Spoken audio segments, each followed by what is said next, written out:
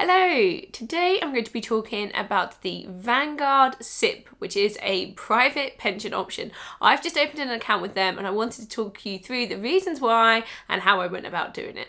Welcome to Looking After Your Pennies YouTube channel. I'm Charlotte Jessup and today I'm going to talk through the Vanguard SIPP. So this is a self-invested private pension or personal pension, and I've just opened one of these accounts and I wanted to share with you some of the reasons that I decided to choose this platform, so choosing Vanguard over some of the other platforms out there, and what I think of it so far. So first up, let's talk a little bit about pensions themselves.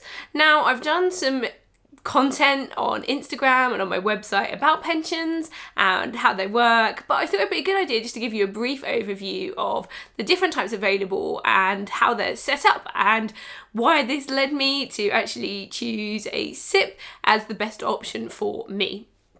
So there are two main categories of pensions. So there's something called a defined contribution pension and a defined benefit pension. There are a couple of other types, but these are the main sorts of pensions that people are using and paying into in the UK.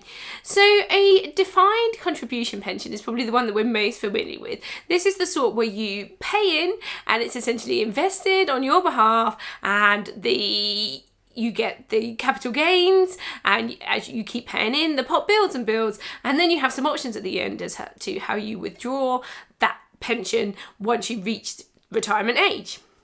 There's also defined benefit pensions. So this is more commonly known in kind of state jobs or so I was a teacher, so I had this sort of pension, and this is where I pay in a certain amount and they agree to give me a certain amount back. So I'm not investing my money, it's just I'm exchanging some of my salary or earnings in exchange for a pension at the end when I reach retirement age. So these are two slightly different options. Now, when we're talking about SIPPs, we're looking at a defined contribution, or you're paying in a certain amount and then you keep adding to that, and then I'm essentially investing my money and hope that I'll have a big pot at the end that I can happily retire on. Now, why is there a need to have a pension at all? Now, I want to get to a point in my life where I can stop working and live on the money that I have. So this is financial independence. Now, some people are aiming to achieve financial independence earlier so they can stop working sooner, or at least have the freedom from feeling like they need to keep working. This is the aim with your pension, is that when you are no longer wanting to work or you can't work due to old age, then you can access this pot of money or this service that you've been paying into for all this time and actually use that to live off instead. Now, here in the UK, we have a state pension, and it's there as a kind of buffer. It's there to support everybody, but it is probably not going to cover the sort of lifestyle or even your basic needs once you get to retirement age. So the government and pretty much society in general are encouraging you to pay into some sort of private pension or another pension that you can access and use to bolster your funds when you reach retirement age. So there are lots of systems in the workplace that mean that if you're in employment and you're earning over a certain amount, you can access a workplace pension. So they have auto-enrollment systems that mean that if you're earning over a certain amount and you are working a certain number of days, and there's all sorts of different criteria, but the chances are that if you are in work and you're employed, that your employer is going to auto-enroll you into a pension. You might already be paying into a pension, and if not, this is something you can look into. But if you're employed, chances are that you'll have something set up, or there will be an option available for you there. Now, the benefits of paying into a pension if you're employed are that your employer could be paying into. So there are some rules about this and how much they have to pay in, but there is also the chance that if you pay in more, they could pay in more too. So not only are you paying into your pension, but also your employer could be paying into your pension too. So that's the benefit of doing it if you're employed through your employer. You get the benefit of them paying in a bit of money as well as your money going in too. So when we take a step back from that and we go back to the idea of self-invested pensions, so personal pensions, actually you're not going to be able to access those employer contributions. So if you're in a position where you have access to an employer pension and you're not paying the maximum to get the maximum contribution from your employer, that might be the first step for you. Look at what your employer offers and see if you can pay in there first. Now, as a self-employed person, I need to look at other options around my pension. I no longer have a system like my teacher's pension that I can pay into. So instead, I need an alternative. So this is why I turn my attention to looking at some sort of personal pension for myself that I can invest in. Now, I have been a Vanguard user for a long time now, and I've been investing in a stocks and shares ISA with them for a few years now. So I'm familiar with their platform, and I'm also familiar with their fees. So I was aware that Vanguard were releasing a personal pension option to complement their other investment routes that they have on their platform. So I was keen to look into this as my option, but I am a very lazy investor. So for me, I find Vanguard super easy. So I wanted to make sure that when I came to considering my pension that I wasn't being too lazy. So I did a bit of research to see if this was the right option for me. So with my stocks and shares ISA that I have through Vanguard, I'm currently investing entirely into their Life Strategy 80 fund. So this is a blended fund that is made up 80% of stocks and 20% of bonds. Now, for my age, this is a good balance for me. It's quite an aggressive fund, so it's quite sort of high risk because of the weighting of stocks, but there is still that little bit of backup in the 20% of bonds. Now, I could have chosen to have gone for something slightly riskier, which was the Life Strategy 100, which is exclusively stocks, but I felt that it was appropriate for me to have a little bit of bonds as I'm a bit older. I'm in my 30s, so that felt like a good option, and it felt right for me and my risk level.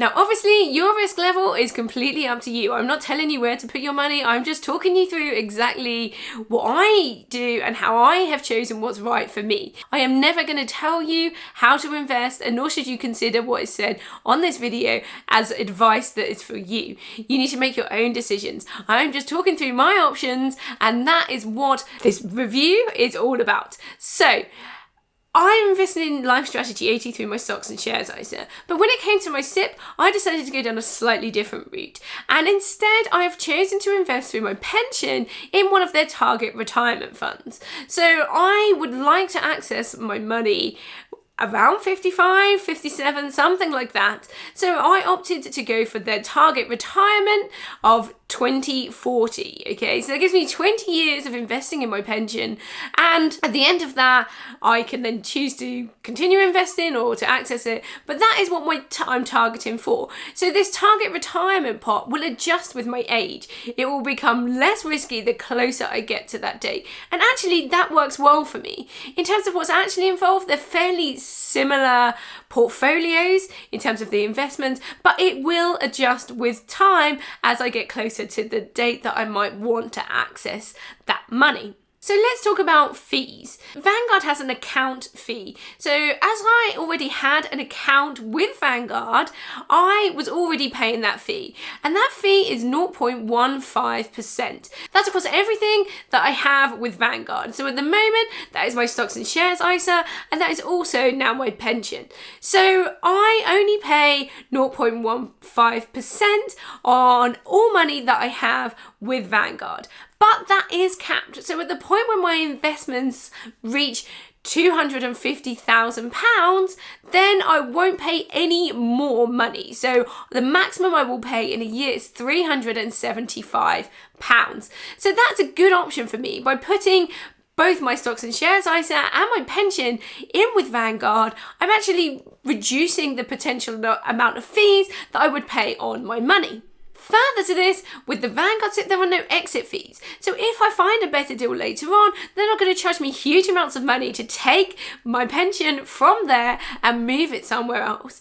Now, I like to keep my options open, so this is a good choice for me because it gives me that flexibility to make this decision later on.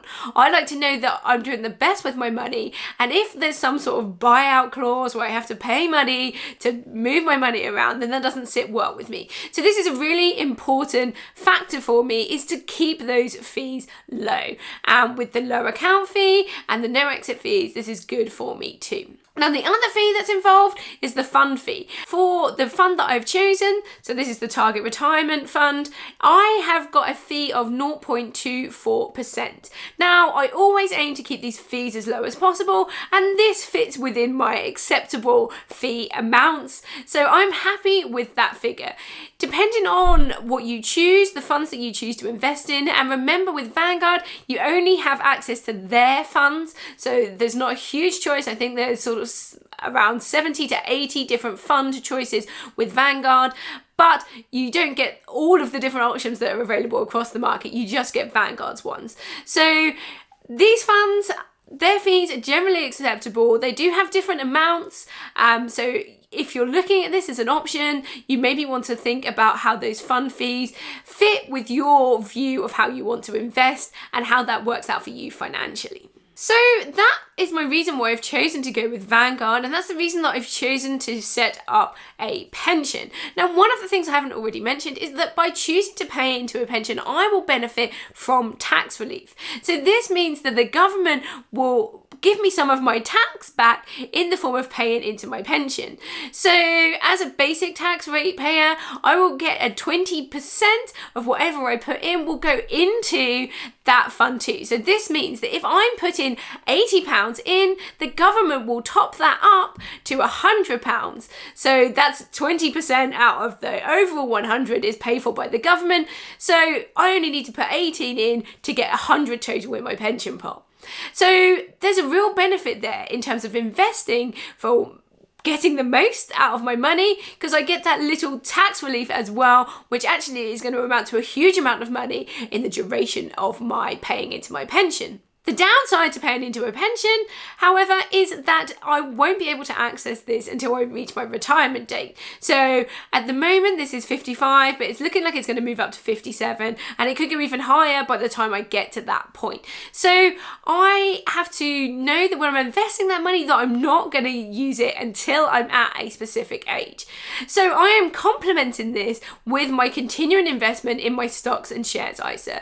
So if I want to retire early, I'm still going to have that investment available to me that I can use until my pension is ready to pay out. So that's my strategy. I'm looking across multiple different routes. I'm going to put out another video soon that talks about the differences between stocks and shares ISAs, LISAs, and SIPs, so that you can see a comparison around those. But I just wanted, while it was fresh in my mind, when I've literally just opened this SIP, I wanted to tell you about it, explain my reasons why, so that you can maybe look into this if it's a good option for you. Remember, if you are employed and there is an employer's pension available to you, then look at that first, because you can not only get the tax relief, but you can also get contributions from your employer too. So you can get almost like a double whammy on paying into your pension. So definitely look into that as your first option, and then you can consider other investment routes. Thank you so much for watching this video. I hope that you found it useful today. I'm looking forward to seeing you in the next video, but until then, don't forget to hit subscribe so you don't miss a single one. And I would love it if you could just leave a comment, let me know what you thought, and drop a like as well. See you in the next video.